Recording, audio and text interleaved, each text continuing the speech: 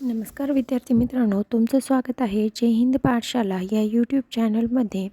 सध्याला आपण पंचवार्षिक योजना म्हणजेच अर्थशास्त्राचे PYQ पाहत आहोत. PYQमधून आपला अधिक सराव होतो, कारण आता परीक्षा फक्त आणि फक्त 10 ते 12 दिवसांवर राहिलेली आहे. चला तर मग सुरुवात करूया आजच्या व्हिडिओला. व्हिडिओ शेवटपर्यंत पहा आणि शेवटी तुमच्यासाठी एक प्रश्न असेल, त्याचं उत्तर मला कमेंट बॉक्समध्ये नक्की द्या. प्रश्न क्रमांक पहिला, 10व्या पंचवार्षिक योजनेत संसाधनाच्या वितरणात ज्या 3 क्षेत्रांना प्राधान्य दिले ते म्हणजे अ आहे शेती व ग्रामीण विकास, ब आहे वाहतूक व दळणवळण आणि ऊर्जा, क आहे आणि ड आहे सामाजिक सेवा. तर 10व्या पंचवार्षिक योजनेत दळणवळण, त्याचबरोबर ऊर्जा आणि सामाजिक सेवा या 3 क्षेत्रांना प्राधान्य दिलं. आणि गाभा क्षेत्र काय होतं 10व्या पंचवार्षिक योजनेचं, तर ते होतं कृषी. आणि मुख्य भर 10व्या पंचवार्षिक योजनेचा कशावर देण्यात आलेला होता, तर तो होता शिक्षण. यासुद्धा गोष्टी लक्षात ठेवायच्या. यानंतर प्रश्न क्रमांक 2, 5व्या पंचवार्षिक योजनेच्या परावलीचा शब्द कोणता होता, तर गरिबी हटाओ हा शब्द होता. म्हणून या प्रश्नाचं उत्तर आहे पर्याय क्रमांक 4. यानंतर प्रश्न क्रमांक 3, सध्या भारतामध्ये कोणती पंचवार्षिक योजना सुरू आहे, हे 2011 साली विचारलेला प्रश्न आहे राज्यसेवा पूर्वला. आणि त्यावेळेस 11वी पंचवार्षिक योजना होती. त्यामुळं या प्रश्नाचं उत्तर आहे पर्याय क्रमांक 3. कारण सध्याला आता नीती आयोग आलेला आहे, नियोजन आयोग पाठीमागे राहिलेला आहे. 1 ते 12 योजना आखून आता आपला देश भांडवलशाही अर्थव्यवस्थेकडे चाललेला आहे. कारण आता नीती आयोग स्वतः नियोजन आखत नसून फक्त राज्य जे नियोजन आखते त्याला मदत करत असतो. यानंतर प्रश्न क्रमांक 4, भारतामध्ये 9व्या योजनेअंतर्गत देशातील बचतीचे एकूण स्थूल उत्पादनाच्या किती टक्के होते. आता 9व्या पंचवार्षिक योजनेच्या देशातील बचतीचं प्रमाण विचारलं आहे आणि तेही GDPच्या किती टक्के होतं. तर हा थोडा हार्ड क्वेश्चन आहे, तरी पण PYQ पाहिलं तर आपल्याला येणाऱ्या परीक्षेत या प्रश्नाला स्टेटमेंट वाईज जरी आला तरी सॉल्व्ह होतो. तर या प्रश्नाचं उत्तर आहे पर्याय क्रमांक 1, 26.1% हा GDPच्या 9व्या योजनेअंतर्गत देशाचे बचतीचं प्रमाण होतं. यानंतर प्रश्न क्रमांक 6, 11व्या योजनेअंतर्गत किती अतिरिक्त रोजगार संधी उपलब्ध करण्याचे लक्ष्य निर्धारित करण्यात आले होते. आता किती रोजगार उपलब्ध झालेला होता, तर 58 मिलियन म्हणजेच 5.8 कोटी एवढा रोजगाराच्या संधी उपलब्ध करून देण्याचं लक्ष्य निर्धारित करण्यात आलेलं होतं. म्हणजेच या प्रश्नाचं उत्तर आपल्याला असं सांगता येईल की पर्याय क्रमांक 2. यानंतर प्रश्न क्रमांक 7, 10व्या पंचवार्षिक योजनेअंतर्गत कृषी आणि कृषी निगडीत बाबीसाठी एकूण नियोजनाच्या खर्चाच्या तुलनेत किती वाटा होता, तर तो होता 3.8%. कारण कृषी क्षेत्र हे 10व्या पंचवार्षिक योजनेचं गाभा क्षेत्र होतं. म्हणजेच या प्रश्नाचं उत्तर आहे पर्याय क्रमांक 1. यानंतरचा प्रश्न आहे, भारतात शेतीपाठोपाठ रोजगार उपलब्ध करून देणारा दुसरा क्रमांकाचा उद्योग डॅश आहे, तर तो आहे हातमाग. म्हणजेच या प्रश्नाचं उत्तर आपल्याला असं देता येईल की पर्याय क्रमांक 1. यानंतर 11व्या पंचवार्षिक योजनेअंतर्गत गुंतवणूक दर एकूण स्थूल राष्ट्रीय उत्पादनाच्या किती टक्के अपेक्षित होता, तर तो होता 36.7%. म्हणजेच आपल्याला असं सांगता येईल की या प्रश्नाचं उत्तर आहे पर्याय क्रमांक 2. यानंतर प्रश्न क्रमांक 9, डॅश रोजी राष्ट्रीय विकास समिती म्हणजेच NDC कडून 10व्या पंचवार्षिक योजनेस मंजुरी देण्यात आली, तर ते होतं 21 डिसेंबर 2002.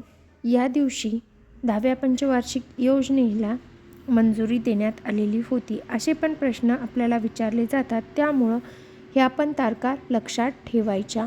यानंतर प्रश्न क्रमांक 10.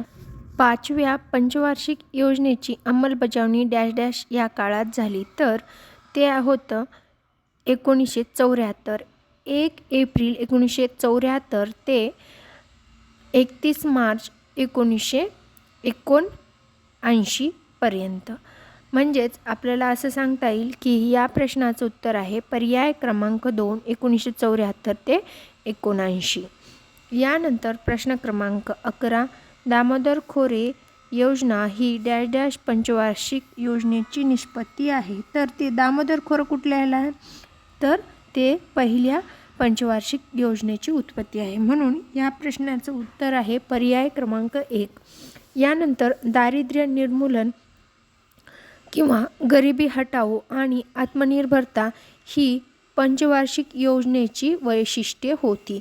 आता उद्दिष्टे होती, तर ही कुठल्या पंचवार्षिक योजनेची उद्दिष्ट होती? तर ते होतं 5वी पंचवार्षिक योजना. म्हणजेच या प्रश्नाचं उत्तर आहे पर्याय क्रमांक 2. यानंतरचा पुढील प्रश्न आहे, दुसऱ्या पंचवार्षिक योजनेचं मुख्य उद्दिष्ट काय होतं? तर आता दुसऱ्या पंचवार्षिक योजनेचा मुख्य भर विचारला या प्रश्नात. आपल्याला उद्दिष्ट या नावाने विचारलेलं आहे. तर ते होतं औद्योगिकरण. पहिलं काय आहे? कृषी पहिल्या पंचवार्षिक योजनेचं. दुसऱ्या पंचवार्षिक योजनेचं PC महालनोबिस प्रतिमान आणि औद्योगिकरण. आणि तिसरी पंचवार्षिक योजना कृषी आणि औद्योगिकरण हे दोन्ही सोबत होतं. पण आपली सगळ्यात फ्लॉप ठरलेली तिसरी पंचवार्षिक योजना आहे. ह्यासुद्धा बाकीच्या गोष्टी लक्षात ठेवायच्या, त्यामुळे प्रश्न टॅकल करायला आपल्याला सोपं जात असतं. यानंतरचा प्रश्न आहे, भारताच्या 10व्या पंचवार्षिक योजनेनुसार 2002 ते 2007 शेती क्षेत्रामधून अजूनही डॅश डॅश टक्के रोजगार निर्मिती होत आहे? तर 10व्या पंचवार्षिक योजनेनुसार पाहायला गेलं तर 50.3% एवढा रोजगार आजही भारतामध्ये शेतीमधून भेटत असतो. म्हणून या प्रश्नाचं उत्तर आहे पर्याय क्रमांक 1. यानंतर पुढील प्रश्न, हिराकुंड योजना निर्मिती ही डॅश डॅश पंचवार्षिक योजनेची निष्पत्ती आहे?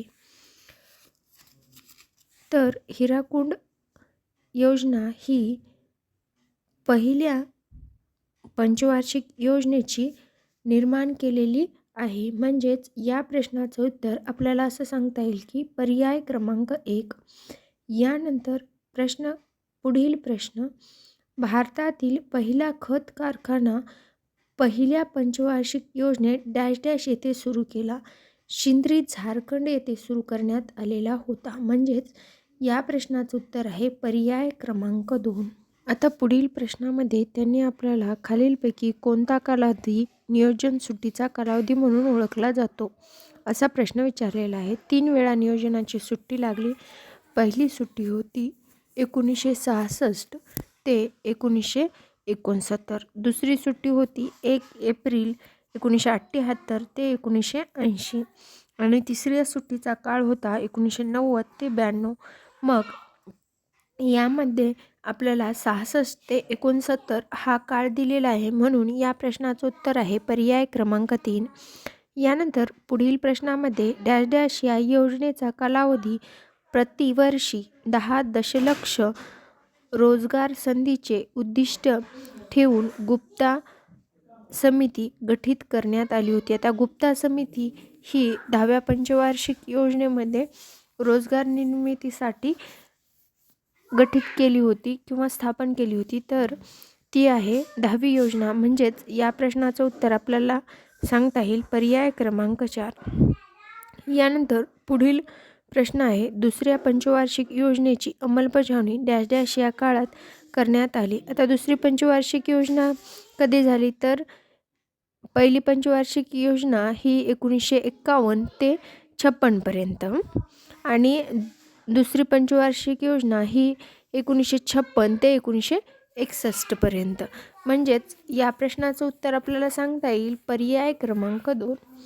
यानंतर पुढील प्रश्न आहे, चौथ्या पंचवार्षिक योजना कोणत्या साली सुरू झाली? आता सुट्टीचा काळ लक्षात आला की आपल्या लक्षात येते तिसरी पंचवार्षिक योजना झाली की सुट्टीचा कालावधी आहे.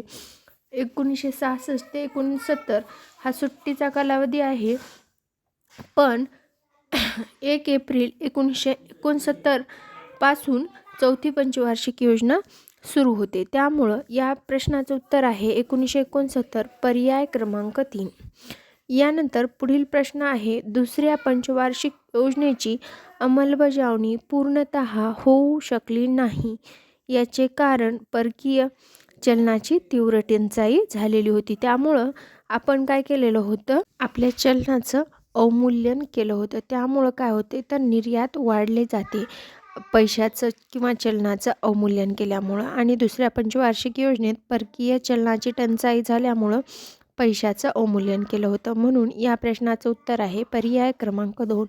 यानंतर पुढील प्रश्न आहे, दामोदर खोरे योजना ही पंचवार्षिक योजनेची निष्पत्ती आहे. तर ती आहे पहिल्या पंचवार्षिक योजनेची.